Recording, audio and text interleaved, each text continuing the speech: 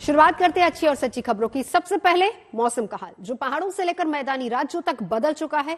कड़ाके की ठंड के बीच उत्तर भारत के पहाड़ी राज्यों में फिर से बर्फबारी हो रही है, जबकि मैदानी राज्यों में बारिश देखने को मिल रही है। मौसम में आए इस बदलाव के चलते एक बार फिर से कड़ाके की सर्दी बढ़ने की संभावना है और मौसम विभाग का ताजा अनुमान यह है कि उत्तर भारत में बारिश का ये दौर आने वाले दिनों में भी जारी रह सकता है, जबकि 18 से 21 जनवरी के दौरान पश्चिमी हिमालय क्षेत्र में छिटपुट बारिश और बर्फबारी होने की संभावना है।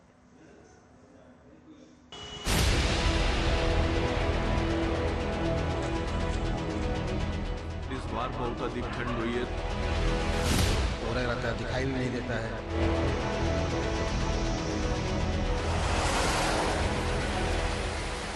बहुत कोहरा, बहुत ठंडा है, बहुत ज्यादा ठंड है जी। आग का सहारा लेना पड़ रहा है। इस समय खाने पीने में जोर नहीं है, सिर्फ चाय पे है। जनवरी का आधा महीना गुजर चुका है, लेकिन सर्दी के तेवर जस के तस बने हुए हैं। ना कोहरे से राहत है और ना ही शीतलहर से। ऐसे में पहाड़ों पर जमा देने वाली ठंड और मैदानों में गलन वाली सर्दी के बीच मौसम का मिजाज फिर बदल गया है, जिसका असर पूरे उत्तर भारत में देखने को मिल रहा है।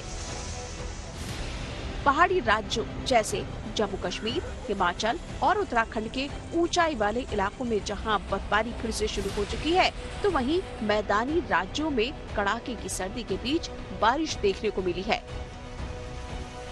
गुरुवार को कश्मीर में बर्फबारी का एक और दौर शुरू हो गया है। खासतौर से दक्षिणी कश्मीर के कई इलाकों में गुरुवार सुबह से ही बर्फबारी हो रही है। इस बर्फबारी ने एक बार फिर कश्मीर में, खासतौर से कश्मीर के पहाड़ों को सफेद बर्फ की चादर में लपेट दिया है। आने वाले दिनों में भी इस तरह की बर्फबारी जो है कश्मीर में जारी रहेगी, खासतौर से कश्मीर के पहाड़ी इलाकों में। मौसम विभाग का कहना है कि वेस्टर्न डिस्टर्बेंस जो है जम्मू कश्मीर में दाखिल हुई है और आने वाले 3 दिन के दौरान जहां पहाड़ों पर बर्फबारी होगी, वहीं मैदानी इलाकों में बर्फबारी के साथ बारिशें भी हो सकती हैं। अब आप देखिए, एक तरफ तो चारों तरफ बादल छाए हुए हैं, इसकी वजह से धूप आज निकलने की संभावना बेहद कम है। वहीं दूसरी तरफ मिनिमम और मैक्सिमम टेम्परेचर में 5 से 6 डिग्री का सिर्फ डिफरेंस रह गया है। तो इस तरीके से अगले 10 दिनों तक कभी कोहरा कभी बारिश ये तो रहेगा, लेकिन ठंड बरकरार रहेगी। मौसम में ये बदलाव वेस्टर्न डिस्टर्बेंस के असर से आया है, जिसका अनुमान मौसम विभाग ने 2 दिन पहले ही जताया था, जो पूरी तरह से सच साबित हुआ। बर्फबारी से जुड़ी ये तस्वीरें जम्मू कश्मीर, हिमाचल और उत्तराखंड से आई है, जहां पहाड़, पेड़, मैदान और रास्ते सब पर बर्फ की सफेदी छाई हुई है। हालत ये है कि इस बर्फबारी के चलते तापमान में गिरावट दर्ज की गई है और आम जनजीवन भी इससे प्रभावित हो रहा है। लेकिन घूमने पहुंचे सैलानियों के चेहरे इस बर्फबारी को देखकर खुशी से खिल उठे हैं। दोस्त बर रुए जमीन अस्त, हमी अस्त, हमी अस्त, हमी अस्त। कश्मीर के बारे में कहा है कि अगर अल्लाह तबारक व तआला ने रुए जमीन पर बहिश्त और जन्नत और फिरदौस को अगर कहीं रखा है तो वो यही है, यही है, यही है, यही है। तो यहाँ आने के बाद हमने देखा चारों तरफ माशाल्लाह पहाड़ों ने, जमीन ने बर्फ की एक चादर जो है ओढ़ी हुई है और यहाँ पढ़ा ना मर्रा तब तसुर्रुन नाज़रीन, यहाँ आने वाला खुश हो जाता है, मुस्लिम हो गैर मुस्लिम हो, यहाँ हर तबके का आदमी आ रहा है कश्मीर में और ये कश्मीर में आने का वक्त है। आप देखिए किस तरीके से जो है बर्फबारी हो रही है, ये अल्लाह की कुदरत का नज़ारा है। यहाँ हर आदमी आता है, खुश हो रहा है। पहाड़ों पर मौसम बदलते ही मैदानों में इसका असर दिखाई देने लगा है। चाहे चंडीगढ़ हो या पंजाब, हरियाणा हो या दिल्ली या फिर यूपी हो या मध्य प्रदेश, कहीं बारिश है तो कहीं कोहरा और कहीं शीतलहर लोगों को ठिठुरने पर मजबूर कर रही है। ऐसे में इस सर्दी से छुटकारा पाने के लिए कोई अलाव घेर कर बैठा है, कोई रूम हीटर इस्तेमाल कर रहा है और कोई चाय की चुस्की ले रहा है। कोहरे ने उत्तर भारत को अपनी चपेट में ले रखा है और 2 दिन की इस वेस्टर्न डिस्टर्बेंस 16 से 18 तारीख तक अब देखिए कि उसका असर भी देखने को मिल गया है। इस समय मैं सुखना लेक पर हूं, जहां चंडीगढ़ की सबसे ज्यादा चहल पहल सुबह के वक्त होती है, चाहे वो लोग सैर सपाटा हो, चाहे यहाँ पर मॉर्निंग रूटीन, मॉर्निंग वॉक या जॉगिंग टाइम के लिए यहाँ पर आते हैं। लेकिन अब देखिए कि किस तरीके से इस डेंस फोग ने पूरी लेक को अपनी चपेट में ले रखा है। 16, 17 और 18 के दिन ये मौसम विभाग का अनुमान है कि 2 से 3 दिन अब वेस्टर्न डिस्टर्बेंस रहेगी, जिसकी वजह से एक तो तापमान में गिरावट है, ओस है पूरे मौसम में, और साथ ही कोहरे और इस धुंध का असर पूरे इस शहर के साथ साथ पंजाब और हरियाणा के रीजन में भी देखने को मिलेगा। जो मौसम है वो कल से थोड़ा ठंडा होना शुरू होगा। कल से जो टेम्परेचर है वो 2 से 3 डिग्री पूरे उत्तर भारत में उसके गिरने के चांसेस हैं।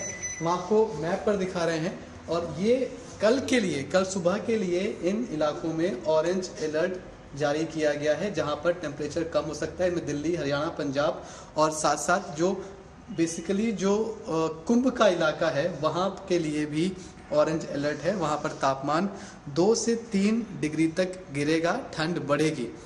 उसके बाद कोहरा भी बहुत ज्यादा देखा जाएगा। मौसम विभाग का कहना है कि पहाड़ों पर बर्फबारी और मैदानी राज्यों में बारिश का ये दौर आने वाले दिनों में भी जारी रह सकता है, क्योंकि 18 जनवरी से एक नया वेस्टर्न डिस्टर्बेंस पश्चिमी हिमालयी क्षेत्र को प्रभावित करने की संभावना है। इसके आगे 18 तारीख 19 तारीख को दोबारा और एक पश्चिम विक्षोभ आ रहा है। दोबारा पंजाब, हरियाणा, राजस्थान और मध्य प्रदेश, उत्तर प्रदेश, ये सभी जगह में टेम्परेचर थोड़ा बढ़ जाएंगे। 2 से 4 डिग्री बढ़ने की संभावना है। मतलब घटने का सीमा कम हो जाएगा और बढ़ना शुरू हो जाएगा जब भी आपका बंगाल की खाड़ी से मॉइस्ट गर्म हवाएं नॉर्थवर्ड ट्रैवल करेगी। ये वेदर सिस्टम के कारण से हमारा 18-19 तारीख को थोड़ा बारिश का संभावना दोबारा बनती है पंजाब, हरियाणा, राजस्थान, मध्य प्रदेश में और उत्तर प्रदेश में। उसके बाद एक बहुत डीप पश्चिम विक्षोभ आ रहा है, खासकर 21-22 तारीख के आसपास, जबकि हमारी उम्मीद है कि बारिश का मात्रा भी थोड़ा बढ़ेगी। मतलब एक के बाद एक पश्चिम विक्षोभ पिछले कई दिन से देख रहे हैं, ये सिलसिला जारी रहेगी। मौसम में इस बदलाव से एक बार फिर कड़ाके की सर्दी बढ़ने की संभावना बन गई है। श्रीनगर से अशरफ वानी, चंडीगढ़ से अमन भारद्वाज, दिल्ली से हिमांशु मिश्रा और मनीष चौरसिया के साथ bureau report, good news today. और चलिए अब आपको अंतरिक्ष विज्ञान से जुड़ी एक अच्छी खबर बताते हैं। इंडियन स्पेस रिसर्च ऑर्गेनाइजेशन यानी कि इसरो ने अंतरिक्ष में एक और इतिहास रचा है। इसरो ने स्पेसएक्स मिशन के तहत स्पेसक्राफ्ट डॉकिंग की प्रक्रिया सफलतापूर्वक पूरी कर ली है, जिसका मतलब यह है कि इसरो ने दोनों सैटेलाइट को अंतरिक्ष में जोड़ दिया है। अमेरिका, रूस और चीन के बाद भारत ऐसा करने वाला दुनिया का चौथा देश बन गया है। 4, 3, 2, 1, 0।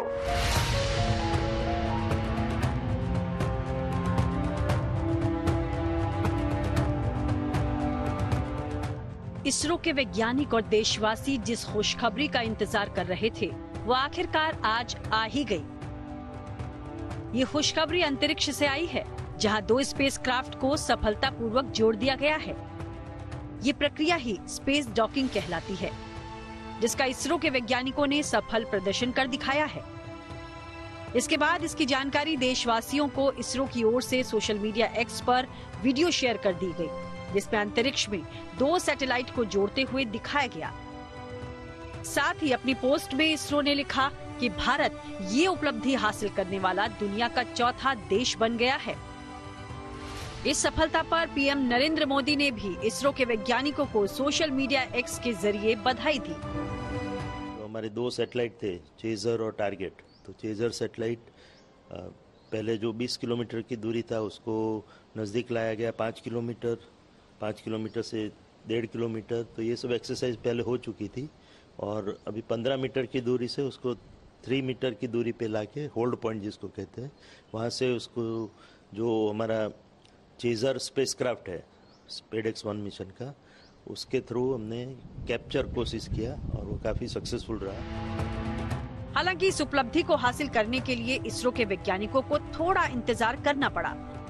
दरअसल इसरो ने 30 दिसंबर 2024 को स्पेस डॉकिंग मिशन लॉन्च किया था, जिसके तहत इसरो ने अपने बाहुबली रॉकेट PSLV C-60 से 2 स्पेसक्राफ्ट पृथ्वी से 470 किलोमीटर ऊपर ऑर्बिट में भेजे थे, जिसके बाद 7 जनवरी को इन दोनों स्पेसक्राफ्ट्स को जोड़ा जाना था, लेकिन इसे टाल दिया गया। फिर 9 जनवरी को भी तकनीकी दिक्कत के चलते डॉकिंग टालनी पड़ी। इसके बाद 12 जनवरी को स्पेसक्राफ्ट्स को 3 मीटर तक पास लाने के बाद वापस इन्हें सुरक्षित दूरी पर ले जाया गया था, जिसके बाद आज सुबह इसरो के वैज्ञानिक डॉकिंग कराने में सफल हो गए। इस सफलता को हासिल करने के बाद दोनों स्पेसक्राफ्ट्स के बीच पार्ट ट्रांसफर किया जाएगा और अगर सब कुछ ठीक ठाक रहा तो इन स्पेसक्राफ्ट्स की अनडॉकिंग भी बहुत जल्दी होगी। अलग अलग मैन्यूअर करके हम 7 जनवरी को अपेक्षा कर रहे थे कि ये डॉकिंग एक्सपेरिमेंट का जो पहला चरण है वो पूरा किया जाए, तो उस समय कुछ रुकावट आने से वो पोस्टपोन किया गया। फिर 9 जनवरी को अगेन अटेम्प्ट किया गया। उसके बाद तब भी हमको लगा कि थोड़ी और उसकी ज़रूरत है एनालिसिस की। डेटा काफ़ी डेटा अच्छा डेटा हमको मिला ये 7 और 9 जनवरी के मैन्यूअर से, और उसको वो डेटा के एनालिसिस करके फिर आज सुबह लगभग 5:30 से 6:30 के बीच में प्लान किया गया कि ये डॉकिंग एक्सपेरिमेंट का जो मुख्य चरण है उसकी कोशिश की जाए।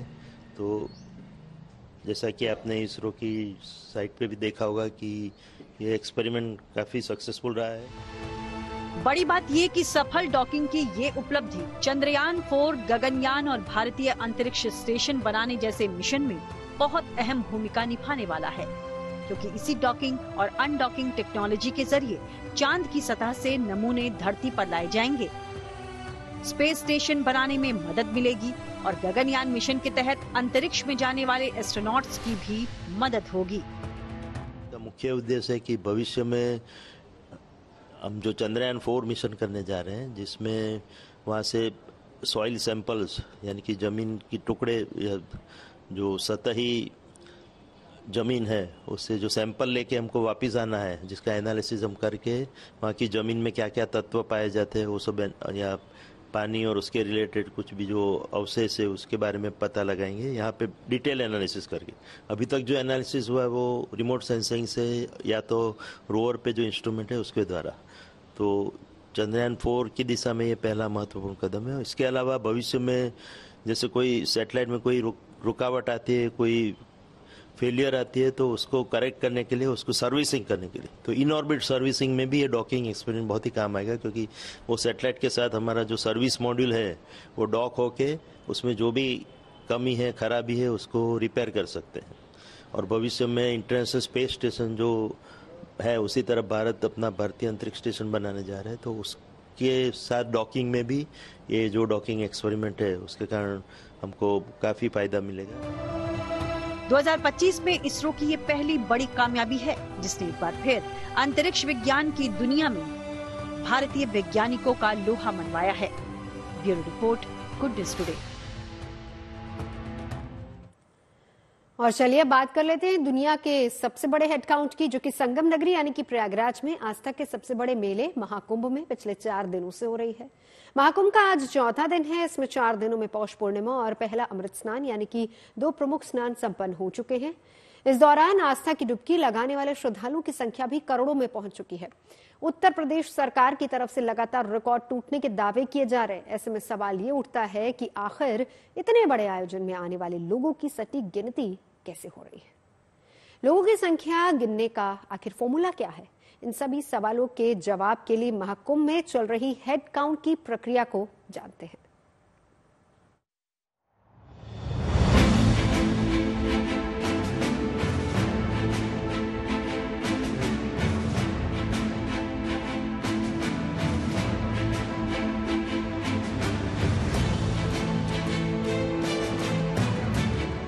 धार्मिक सांस्कृतिक दृष्टि से बेहद अहम महाकुंभ को आरंभ हुए 4 दिन हो चुके हैं। 6 प्रमुख स्नानों में से 2 अहम स्नान संपन्न हो चुके हैं, जिनमें पौष पूर्णिमा और पहला अमृत स्नान से जुड़ा शुभ संयोग भी शामिल रहा। इस बीच प्रशासन का दावा रहा कि आध्यात्मिक शुद्धि, प्रायश्चित, पुण्य और मोक्ष के इच्छुक 3.5 करोड़ से ज्यादा श्रद्धालुओं ने सिर्फ पहले अमृत स्नान पर संगम में डुबकी लगाई। 29 जनवरी को मौनी अमावस्या के मौके पर अगला अमृत स्नान पड़ेगा। मौनी अमावस्या पर आस्था की डुबकी के लिए 8 से 10 करोड़ श्रद्धालुओं के आने की संभावना जताई जा रही है। इतनी बड़ी संख्या में श्रद्धालुओं को समाहित करने के लिए आस्था और अध्यात्म से जुड़ा ये मेला महाकुंभ ही इस बार 4000 हेक्टेयर यानी करीब 9884 एकड़ के विशाल क्षेत्र में फैला है। कुंभ मेला क्षेत्र को 4 भागों में बांटा गया है, जिसमें फाफामऊ जोन, अरैल, परेड और झूसी जोन शामिल है।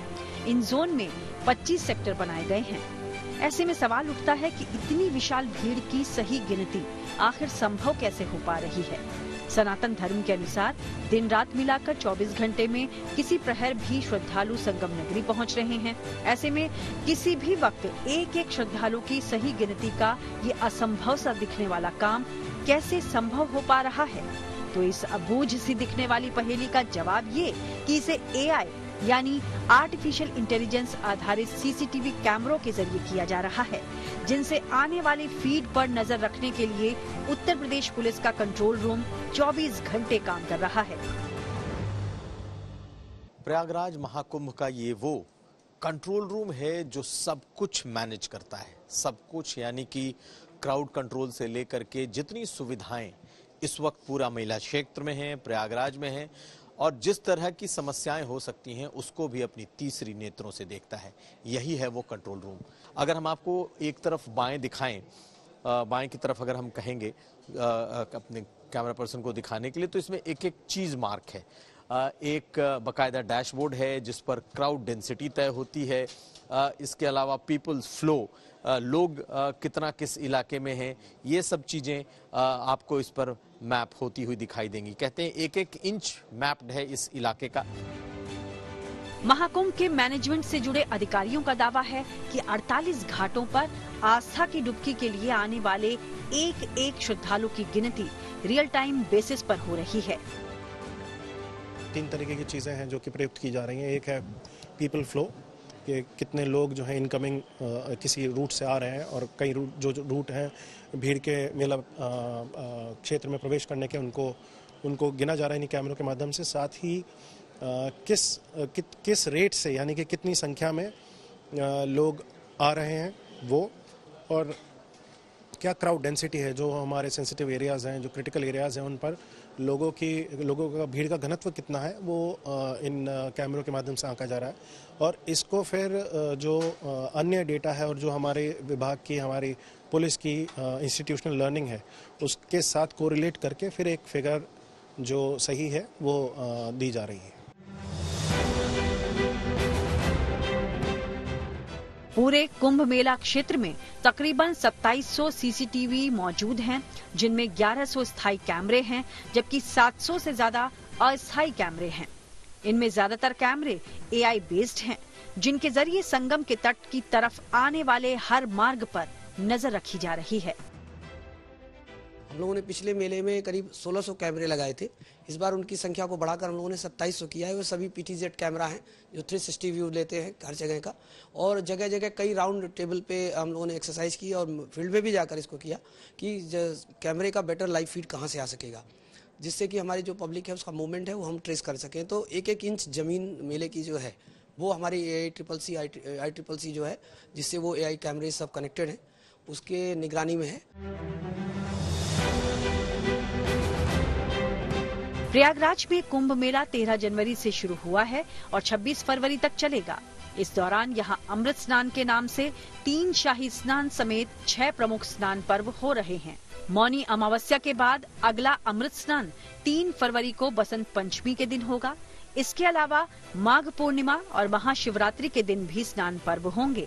इन विशेष तिथियों पर करोड़ों की संख्या में श्रद्धालुओं के आने की संभावना है। इस दौरान प्रशासन के सामने सबसे बड़ी चुनौती कुंभ मेले में किसी तरह की अप्रिय घटना को टालने की ही होगी। प्रयागराज से कुमार अभिषेक के साथ bureau report, good news today. आगे बढ़ते बाद केंद्रीय कर्मचारियों को प्रधानमंत्री नरेंद्र मोदी के बम्पर तोहफे की। केंद्र सरकार ने आज 8वें वेतन आयोग के गठन को मंजूरी दे दी है। वेतन आयोग की सिफारिशें 2026 यानी कि अगले साल से होंगी। हर 10 साल में वेतन आयोग लागू किया जाता है, जिसकी सिफारिशों के बाद केंद्रीय कर्मचारियों का वेतन और पेंशन बढ़ाया जाता है। उम्मीद है कि 8वें पे कमीशन से भी केंद्रीय कर्मचारियों के न्यूनतम वेतन यानी कि बेसिक सैलरी और पेंशन में बड़ा इजाफा हो सकता है, जिससे करीब 1 करोड़ सरकारी कर्मचारी और पेंशनर्स को फायदा पहुंचेगा। मौजूदा यानी कि 7वां वेतन आयोग 1 जनवरी 2016 को लागू किया गया था, जिससे करीब 1 करोड़ सरकारी कर्मचारी और पेंशनर्स को फायदा पहुंचा था। 7वें वेतन आयोग के लिए सरकार ने फिटमेंट फैक्टर 2.57 तय किया था, जिसकी वजह से सरकारी कर्मचारियों का नया वेतन और पेंशन 2.57 गुना बढ़ गया था। दरअसल फिटमेंट फैक्टर एक टूल है जिससे केंद्र सरकार की तरफ से पुराने वेतन को नए वेतन में रिवाइज किया जाता है। कर्मचारी की बेसिक सैलरी को फिटमेंट फैक्टर से गुना किया जाता है, जिसके बाद नई सैलरी पता चल जाती है। फिटमेंट फैक्टर की मदद से सरकारी कर्मचारियों और पेंशन भोगियों के वेतन और पेंशन में सुधार किया जाता है।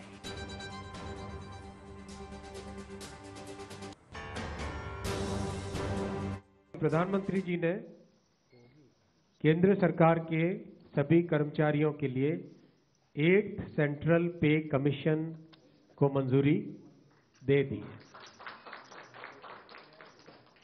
8th सेंट्रल पे कमीशन आप सब जानते हैं 1947 से अब तक 7 पे कमीशन हुए हैं और प्रधानमंत्री जी ने एक रेगुलर रिदम के साथ पे कमीशन बनाने का जो एक संकल्प लिया है, उसके हिसाब से 2016 में लास्ट पे कमीशन 7th पे कमीशन स्टार्ट हुआ था, तो 2026 में इसका टर्म कंप्लीट होता है। उससे वेल बिफोर 2025 में 8th पे कमीशन स्टैब्लिश करने से सफिशिएंट टाइम मिलेगा so that the recommendations can be received well before the completion of the period of 7th पे कमीशन। जैसा आप जानते हैं इसमें मैसिव कंसल्टेशन होगा with the state governments, with all the different stakeholders in the central government, in the PSUs, इन सब के साथ डिटेल्ड कंसल्टेशन होगा और चेयरमैन एंड 2 मेंबर्स का भी शीघ्र अपॉइंटमेंट होगा। एक तरीके से ये एक बहुत बड़ा फैसला है जिसमें जो केंद्र के कर्मचारी है, और जैसा आप जानते हैं 1 सेंट्रल पे कमीशन कम्स, उसके बाद में करीब करीब हर देश के जितने भी ऑर्गेनाइजेशंस हैं वो सब उसी को फॉलो। और अब आपको वडनगर लिए चलते हैं, जिससे प्रधानमंत्री नरेंद्र मोदी का नाता भी जुड़ा है। वडनगर को मिला है आर्कियोलॉजिकल एक्सपेरिमेंटल म्यूजियम का तोहफा। गुजरात का वडनगर अपने पुरातत्वीय इतिहास के लिए जाना जाता है। यहाँ पर 2500 सालों की संस्कृति, सभ्यता और इतिहास दिखाने वाला म्यूजियम बनाया गया है। भारत में अपनी तरह का पहला म्यूजियम है जिसे केंद्रीय संस्कृति मंत्रालय ने राज्य पुरातत्व और संग्रहालय निदेशालय के सहयोग से विकसित किया है। इस संग्रहालय का उद्देश्य यहां खुदाई के दौरान प्राप्त पुरातात्विक वस्तुओं के माध्यम से वडनगर के बहुस्तरीय सांस्कृतिक इतिहास को उजागर करना है और 2500 से अधिक सालों से शहर में हो रहे मानव विकास को दिखाना है।